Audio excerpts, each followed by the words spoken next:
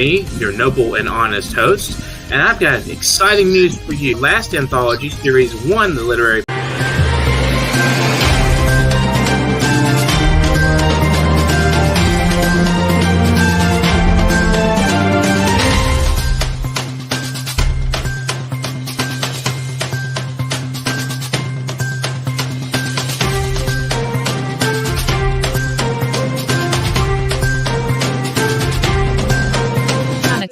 Keep watching The Politics every Friday, 12 p.m. Eastern Time on New York Parrot TV, the voice for humanity.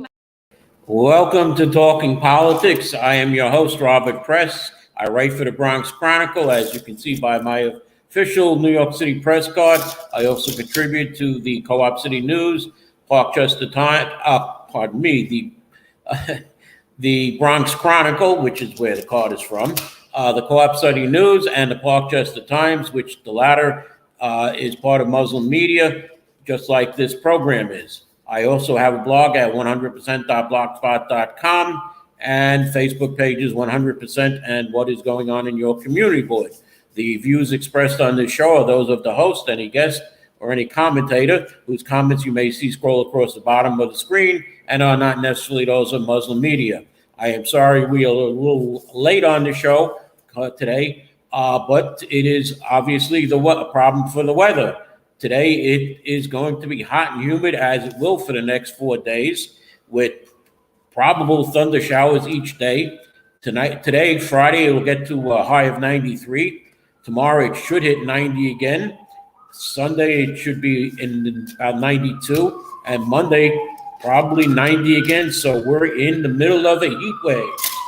And the New York State Department of Environmental Conservation has issued an air quality health advisory for today, Friday, June 21st, 2024, for ozone to include the New York City metro area, Rockland and Westchester counties, Long Island, Suffolk, Nassau County, Lower Hudson Valley, which includes Dutchess, Orange, Putnam, Sullivan, and Ulster counties, and this will probably go into effect through Monday.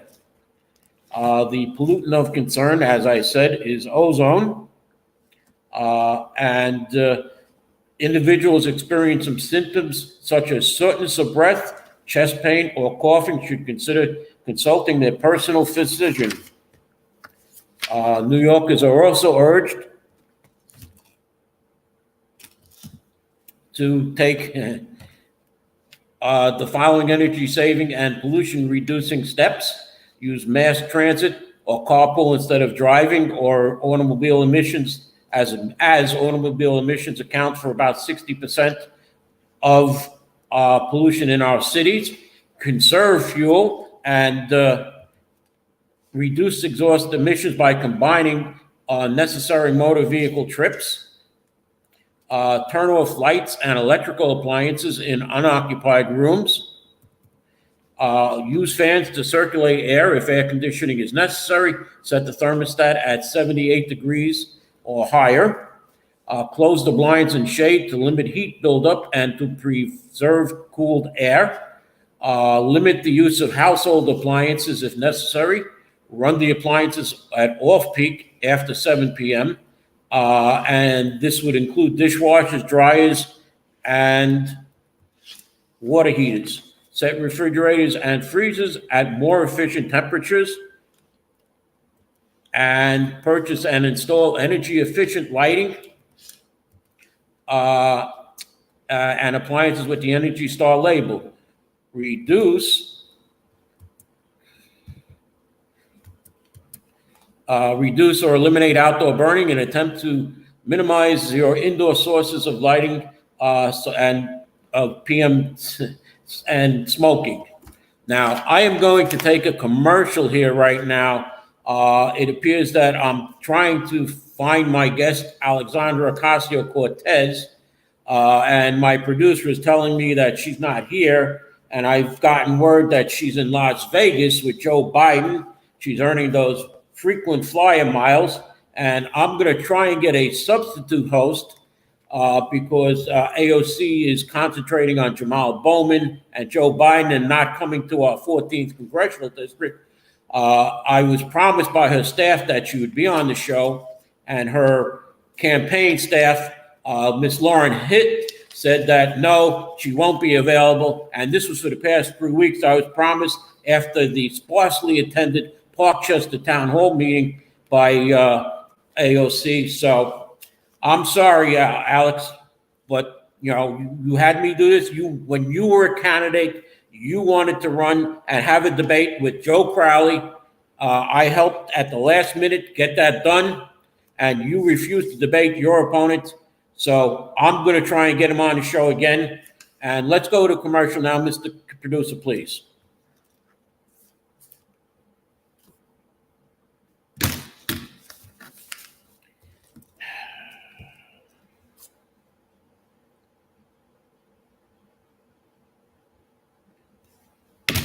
Can I have a commercial, please? Hi, I am Dustin Pickering from Parrot Literary Corner. You know me, your noble and honest host, and I've got exciting news for you. Last anthology, Series 1, The Literary Parrot, did such a great job. We want to continue to provide this community service to our viewers and to our contributors to the program. So please get up and get a copy immediately. If you're in this book, you want to get a copy. If you're not in the book, you want to get a copy and see what we're doing. You want to be excited with us. We want you on this program, and we hope to see you sometime soon on the Literary Parrot. You have to get your hands on this copy. It's amazing. It's an absolutely beautiful anthology meant just for you. Our past guests have been invited back to contribute yet again to this Series 2. We do this quarterly anthology. We will be doing this after our 200 episode milestone. As of this last quarter, we reached 200 episodes, and past that, get up and get a copy immediately. This is the only TV show on earth for creative writers, and our guests are amazing. They're also community activists building from the ground up. This program is for everybody out there who is a creative mind. Order several copies if you can and donate to local libraries. Give them to your friends, cousins, fans, supporters, anybody that you think loves poetry. And it's not just poetry in this book. Remember, this is creative mind. So we have prose, fiction, short stories, essays, artwork, anything you can think of, artistically creative, photographs. Everything in this book is packed. It is packed. It is just absolutely packed. If you want to get your hands on it now,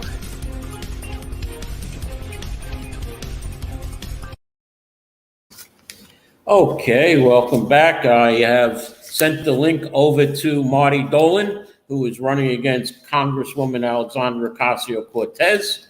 Yes, there is a heat wave, AJ, and people are going to complain about that. You know what you should be doing, though? Why don't you go to Orchard Beach and cool off? Okay, now, as far as it goes, we are in the middle of early voting. June 25th is the Democratic primary, less than a week away. One of the most closely watched contests in the country is the showdown between Congressman Jamal Bowman and Westchester County Executive George Latimer in New York's 16th Congressional District. Bowman has represented the district, which covers Westchester County and a sliver of the Bronx since 2021, after he won a hard-fought race against former longtime Congressmember Elliot Engel. He ran a far-left progressive campaign, and his big thing in that race was Elliot Engel said, I wouldn't be here on Fordham Road if I didn't have a primary. That was during a press conference with then Borough President Diaz. Now Bowman is engaged in a bitter fight to keep his seat from Latimer, a centrist who has been a fixture of Westchester County politics for decades. And Latimer has led Westchester County for the past 6 years and previously served on the Rye City Council. Bernie Sanders is going to be in New York tomorrow. He will be in a rally with AOC and Jamal Bowman in the South Bronx. He's rallying to fight back against AIPAC's right-wing billionaire spending. And you know what? I have Marty Dolan here on the phone right now. Yes, Marty. Can you hear me? Not able to log in. Okay, we're going to do it this way, Marty. Can you hear me? All right, let me see if my audience can hear you. Okay, how's that?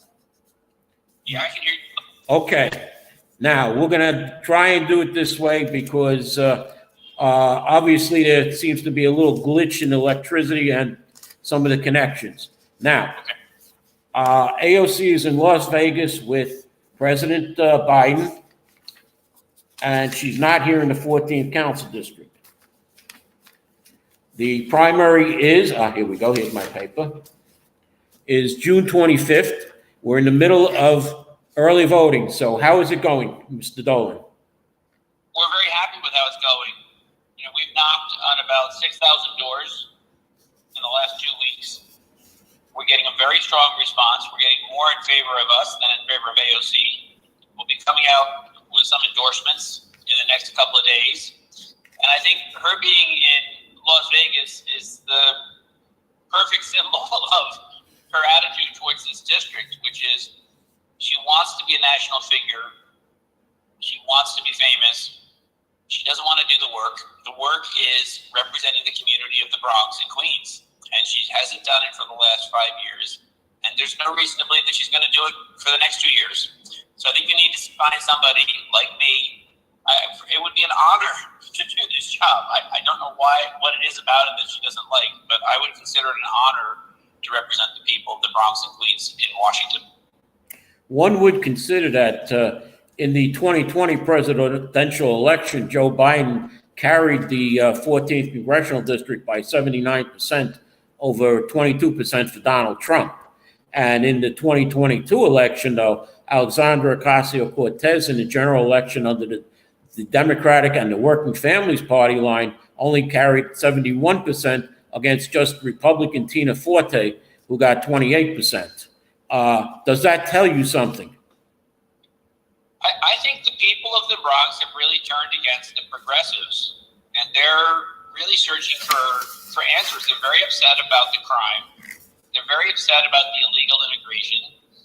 They're very upset about the fact that their lifestyle has just deteriorated under AOC's leadership. And I think she is really the main reason why you have the Trump Democrat phenomenon. Obviously, a lot of people in the Bronx are coming over to the Republican side, but I think it's because the Democratic Party has become so radical that it's changed beyond recognition. And what I'm saying to the voters is, you don't have to wait until November. On this Tuesday, you can make your voice heard.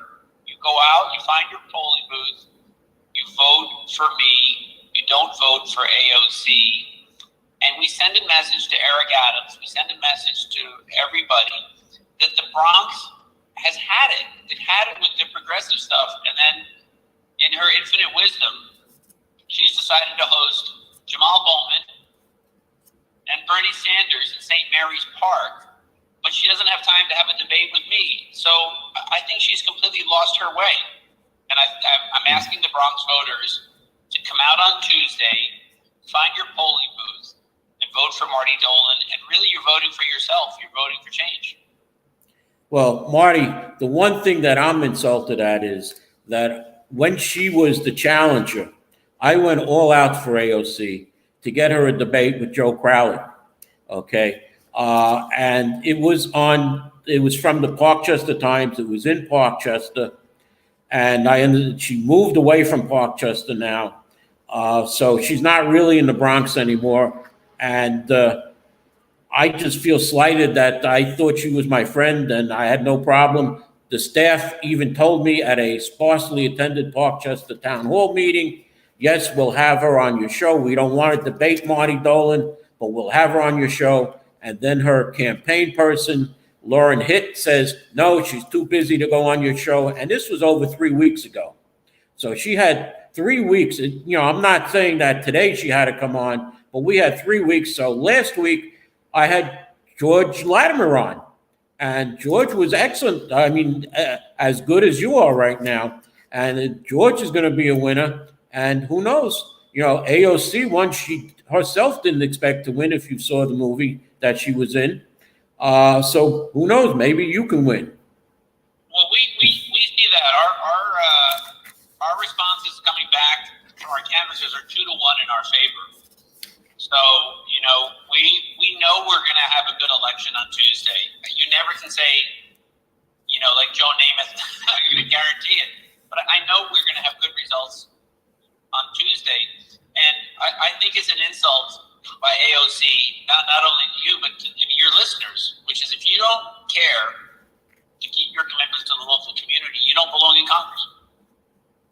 All right. Well, I want to thank you for coming on the show, Marty. Good luck to you. I hate to say that, Alex, but this is, democracy is debating your opponents, whether you feel they have a chance or not. And if you feel they don't have a chance, then there's no reason not to debate your opponents. All right. Well, so, that's right.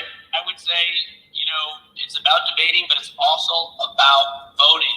If you vote on June 25th on Tuesday, you get to complain. If you don't vote, you don't get to complain. So let's get everybody turned out, do your research, and vote. Okay, like I said, thank you for coming on.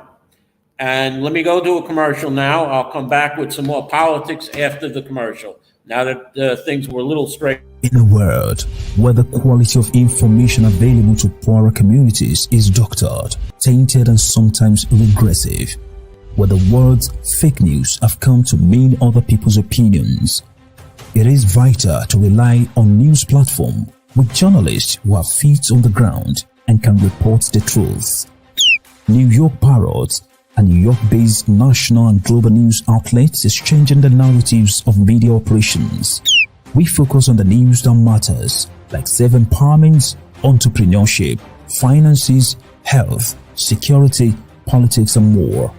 We strive to curb violence, racial and economic discrimination, and to promote peace and socio-economic development of multiculturally diverse world. As we give voice to the people, we also give your business a voice and make it heard. Get your products and services off the ground by advertising on our fast-growing platform.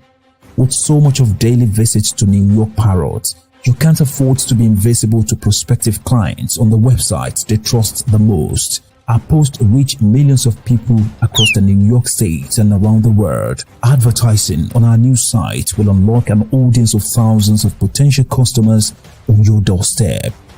New York Parrot is born to prosperously speak tomorrow for the voiceless.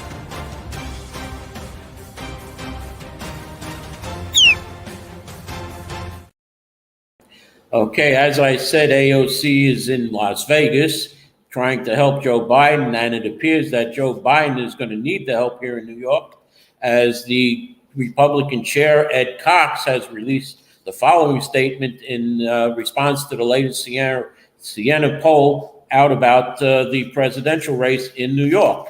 Ed Cox says that Trump is up 13 points in the suburbs, which is becoming a crucial battleground area, and which is probably why Governor Hochul has stopped congestion pricing or paused it, because she doesn't want her suburban Democrats to lose. She needs to win back seats in Congress so Hakeem Jeffries can become the Speaker of the House again. Republicans are up, as it says, in 4 generic congressional district ballots in the suburbs. Biden has a 70% unfavorable rating with independents and 64% unfavorable rating in the suburbs. Trump is 17% up with independents. 49% of New Yorkers believe crime has gotten worse. Only 17% say it's gotten better. 83% acknowledge the migrant crisis is a serious problem. And the statement from GOP Chair Ed Cox is, this is the third poll that shows President Trump within a striking distance of current President Joe Biden in New York State. Democrats are wholly responsible for inflation in food, energy, and housing costs.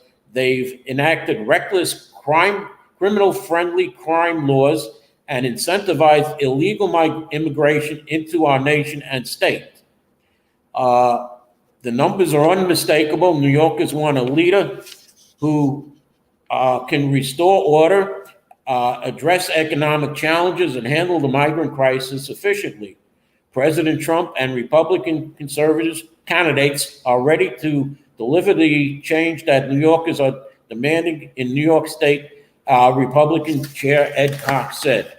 Now, while we're on the subject of President Trump, it appears that former President Trump will get the final word when he debates Joe Biden on CNN next week. After a coin flip to determine podium placement and the order of closing statements, the coin landed on Biden's campaign pick, tails, which meant that his campaign got to choose whether it wanted to see where exactly Joe Biden wanted to stand or if he wanted to end the debate.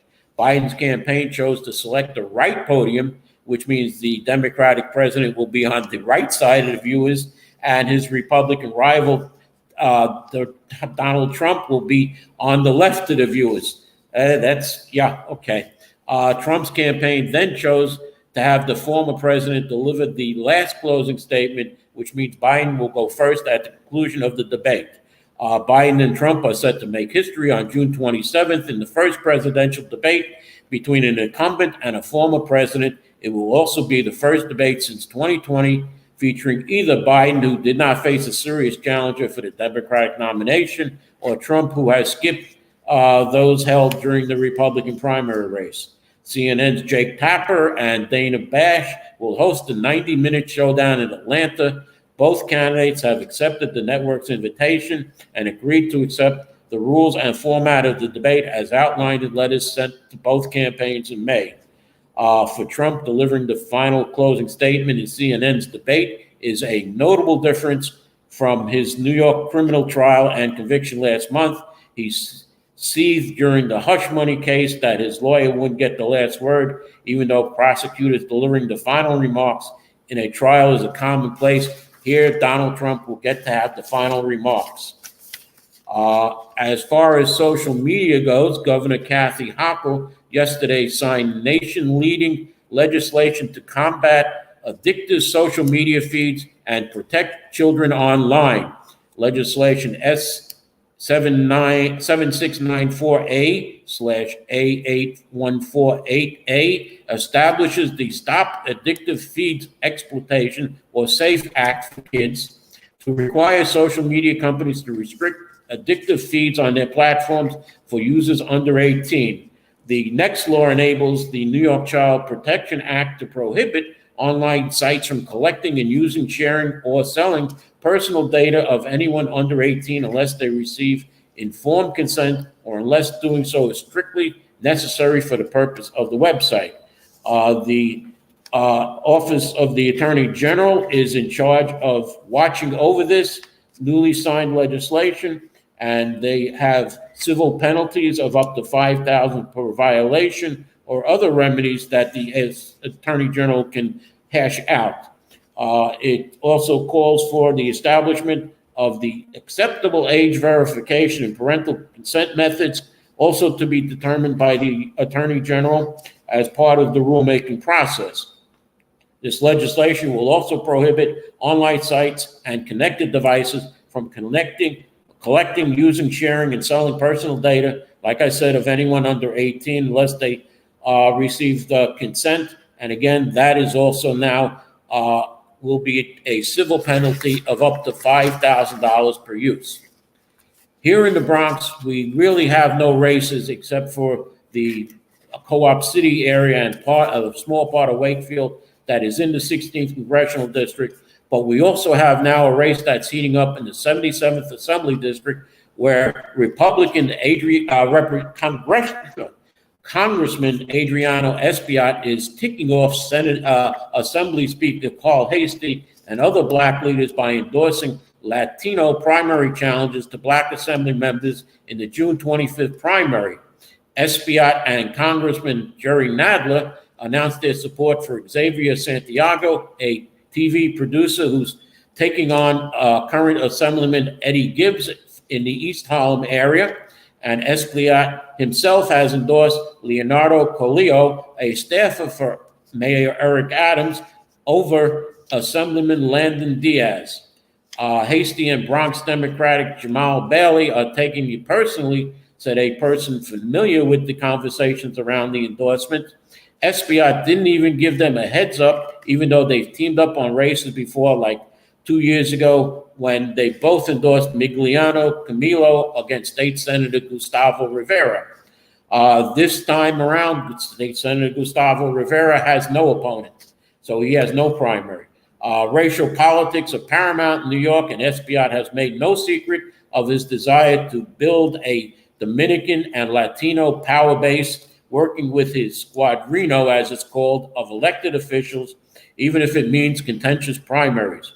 But these latest endorsements have become too spicy for even diehard allies like Manhattan Manny de los Santos and Bronx Assemblywoman Yodeka Tapia, who Assembly Speaker Carl Hastie has made sure that they don't cross their Assembly colleagues. Going into a few items that I've come across on the network, the Los Angeles Unified School District voted to ban cell phones during the entire school day. It becomes now the largest school system to take such a step in an era of concern about youth cell phone use and social media addiction. MTA Construction and Development President Jamie Torres Springer said that the transit agency has stopped work on the expansion of the 2nd Avenue subway because of the governor's decision to pause congestion pricing. It appears that the spot shotter, or shot spotter, I should say, has come under fire by New York City Controller Brad Lander's office, who released an audit of the police department's use of the shot spotter. It shows that only 13% of the time the shot spotter has been on target, and that the NYPD fails to make an efficient use of its resources, its officers' time, and holds Sound Thinking, aka Shot Spotter, accountable for the system's extremely high rate of unfound and unconfirming shootings. In essence, a car backfire is being said to be a shot. As far as your rent, if you're in a rent-stabilized apartment, the Rent Guidelines Board voted Monday to raise or to increase the rent for more than 1 million rent-stabilized tenants in the face of infuriated advocates who protested the decision. Hundreds of them took to the streets on the Upper East Side, with dozens blocking the entrance to Hunter College, where the board was meeting. However, the 9-member board, a mix of tenant, owner, and public representatives appointed by the mayor, voted 5-4 to approve a 2.75 increase for 1-year leases and a 5.25 increase for 2-year leases. They will go into effect when leases are renewed in October of 2024. And the delay to delay New York City congestion pricing, as I said, has already stopped the 2nd Avenue subway construction, and it is leaving the MTA with a bigger budget hole than originally thought, as it is now going to have to push back some of the work that is done. It was hoping to have a $15 billion worth of projects done with that congestion pricing, but that's not going to happen. New York City Mayor Eric Adams, New York City Health and Hospitals Corporation, and the New York City Department of Mental Health and Hygiene today, and this just came in right before the show, announced Caring Transitions, a new program to serve youths ages 5 through 17 in the Bronx and Queens who are seen in a hospital following a suicide attempt or serious suicidal behavior. The program will engage young people within 24 hours of presentation in the hospital and will follow through their hospital stay and up to 3 months post-discharge. Risk for repeated suicide attempts is greatest within 30 days after a youth leaves the hospital, making the time during the hospital stay and immediately after critical to prevent another attempt. This program will engage families and help connect them to care and navigate the system to ensure that there is support in the community and in the home.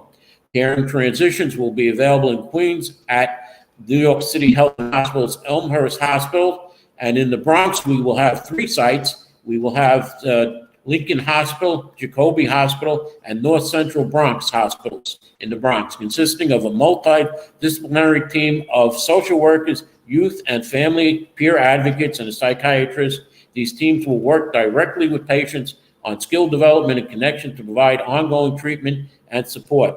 If you know of somebody or someone who is in a crisis or crisis yourself, call the suicide hotline at 988 or dial 911 in case it's an extreme emergency.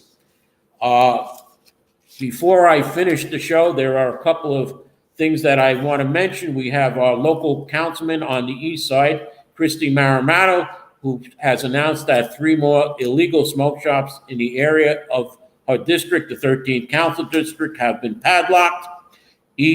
Flying Eagle Corporation at 3001 Westchester Avenue, Bureau Smoke Zone Incorporated at 3040 Bureau Avenue, and All Day Convenience Inc. Incorporated at 727 Allerton Avenue have been padlocked, according to Councilwoman Maramato. Now, there are a couple of events that are coming up tomorrow, or I should say later today. Councilwoman Maramato is having a Father's Day barbecue celebration with the 45th, 49th Precinct Community Affairs section, which I am a member of the 49th Precinct Council, the Neighborhood Initiatives Development Corporation, Mott Hall Community School. This is from 4:30 to 7:30 p.m. at 650 Hollywood Avenue, which is the Mott Hall Community School. Now, tomorrow, Assemblyman John Sicaro Jr. has his 2nd annual Summer Kickoff Family Fun Day. It is in front of his office, Williamsbridge Road. My producer is telling me to hurry up. It is tomorrow in front of his office from 12 to 4 p.m. At 2018 Williamsbridge Road. So Williamsbridge Road will be closed between Leidig Avenue and Neal Avenue for the Assemblyman's event. Sunday, May 23rd, is the Community Board 11 Health Fair at Bronx House, 990 Pelham Parkway South. It runs from 12 to 4 p.m. It is by the Community Board 11 Health Committee. And the 49th Precinct Council is meeting Tuesday, June 25th at the Bronx Jewish Center, which is located 900 Pelham Parkway South, and that will take place at 7 p.m. So you will meet the new commanding officer of the 49th Precinct there.